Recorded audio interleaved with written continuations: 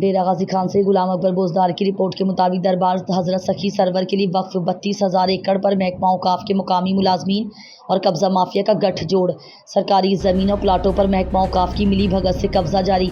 Deputy director state 1 हाफिज Yusuf बसिलसिला inquiry बरखिलाफ मुलाजमीन महकमा औकाफ सखी server visit के बाद senior clerk Musarrat Shah, junior clerk Rauf, दर्जा चारुम के मुलाजमीन इब्राहिम जाबर, खाकरूब, काजी नादिर ने डिप्टी डायरेक्टर स्टेट 1 हाफिज यूसुफ वापस लाहौर जाने के बाद ज़रीफ नामी बंदे से 8 लाख रुपए लेकर अगले ही रोज़ तामीरात शुरू करवा दी।